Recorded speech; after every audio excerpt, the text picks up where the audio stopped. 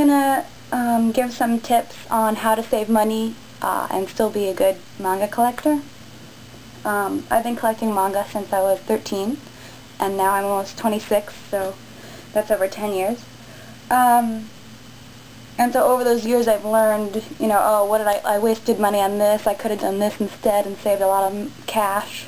So I'm going to go over a few things right now, and if you guys like it, ask me questions or give me suggestions and I'll do another one. Okay, first, the main way you can save money is, I know from my perspective, I would buy, all or most of a collection of manga and then realize, oh, there's a special edition, or oh, there's a new edition.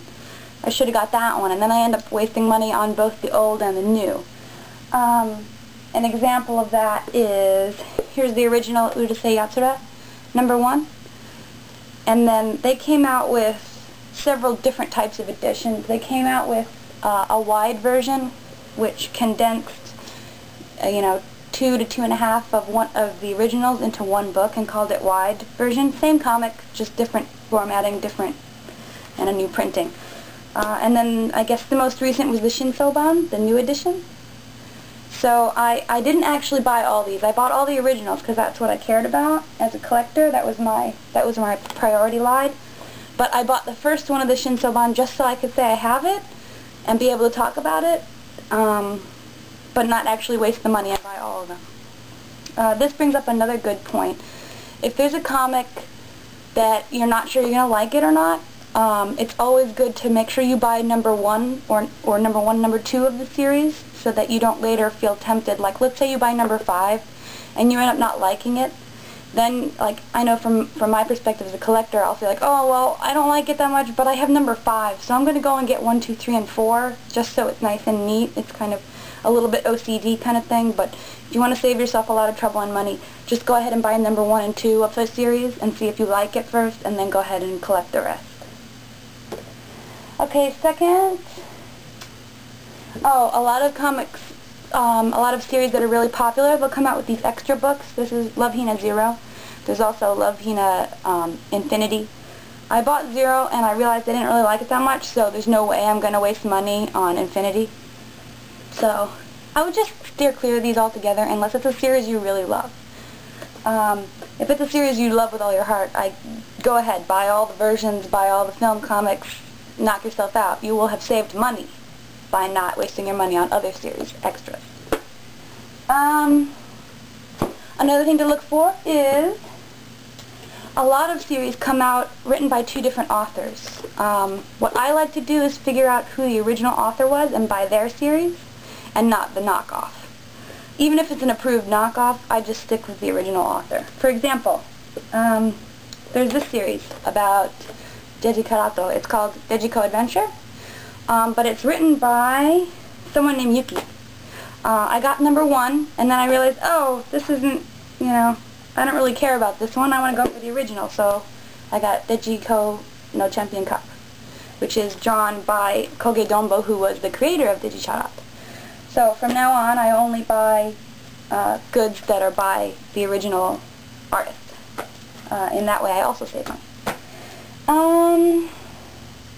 If there's a series, you catch it coming out in its first release and it has a special edition, for example, Shugochara and Kamichama Karin Chu, both are releasing right now, regular editions and special editions. The Shugochara one is called the Genteiban, which means limited edition, and Kamichama is coming out in, where's the word here, Tokusoban, which is special edition. And those also come with a Bangaihen, a little extra chapter, which you don't get with the regular edition. So right away I'm getting these so that I don't get stuck with all the normal versions and then later on see the special editions on eBay and freak out and waste all my money on them. So just right off the bat, I caught it. I'm going to try and keep up with them and just get the special editions. It's another way to save money. They're a little bit more expensive, but would you rather have a whole collection of limited editions or waste money on the regulars and the limited editions? So, what else?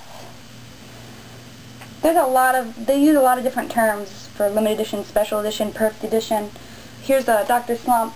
This one's perfect edition, Kanzenban.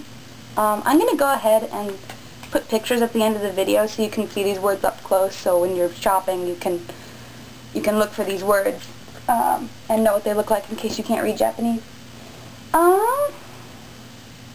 And here's what a film comic looks like if you haven't seen one. It's basically just cells from the show spliced together in a comic format, and they put word bubbles. Again, unless you really adore the series, don't waste the money on these. Just, you know, watch the anime, get the anime instead. But if you are a completist, they are worth it. Also, I don't see much of this anymore. Well, I guess I sort of do. It depends on the series. They are kind of like extras, but for the anime. This is an official fan book. They made one of each for each of the Sailor Moon characters.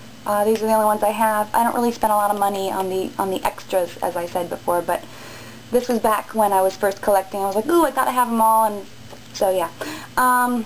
This brings up another word you want to look for, and that's koshiki, which is official. And I can't, if I hold it up close, it's all blurry, so like I said, I'm gonna put a picture of all these words at the end.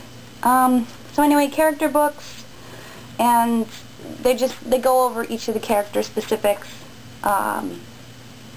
This is an anime version one, telling about her personality, her likes and dislikes and stuff in the anime. So if you really like a series, go ahead, get them. It's cool. Oh, if you're going to make a website on a specific series, these are awesome to have. You really want these. And also, I guess one last little bit would be probably the hardest thing I was saying before about buying only from the original author and not the knockoffs. Well, what if you're getting a comic based on a game? The game doesn't have an original author. It has a team, right? And probably that team is not, they're not good at drawing or writing or whatever. They're game makers. They come up with the game storyline, and it's totally different than a comic book. So they hire someone to do their comic book. An example is Pokemon. So I've seen several different series, and I still, my Tamagotchi's crying, and I still don't know who the official author is or what the official series is supposed to be. I think it's Dengeki Pikachu, but don't quote me, I'm not sure. If you really wanted to know, it would probably say, you know, which one is the official, you know, which one follows the game. I think Dengeki Pikachu follows the game as opposed to following the anime. I think? Maybe not. I don't know. See? I don't even know what I'm talking about. I only have this one. That's why I don't know what I'm talking about for this particular manga. But probably fan sites and official sites will lead you in the direction, do you want the black and white manga that follows the anime, or do you want the one that follows the game storyline, blah, blah, blah, blah, blah. So, that's it. Oh, I just remembered there's one more tip I have.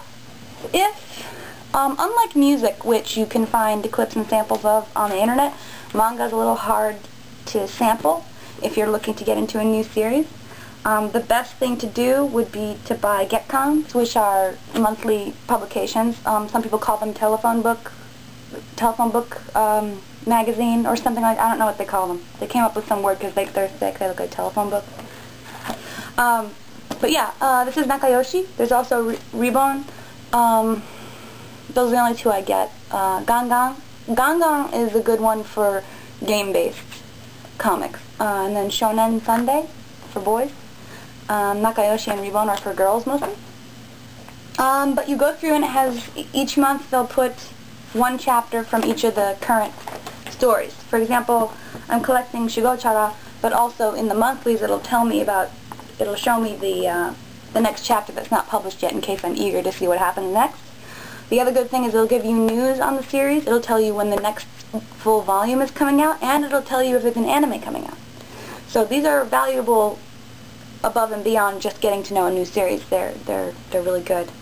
I don't buy all of them. I buy them when I feel like something's going to happen, or I buy them if the furoku is good. You really don't want to waste money on these, so I judge it, like if I really like the cover image or it has really good furoku. Furoku is the extras, the furoku in this is a pen and a pen case, and an eraser. A lot of times they're stationary or little boxes like origami things you can make, or a little cheesy board game, or playing cards, or stickers. So just, I judge it off of what's the quality of the furoku and will it have good information. It'll tell you on the outside like, oh, news about the new anime coming out. So then I'd get that one because I really want to know. Yeah.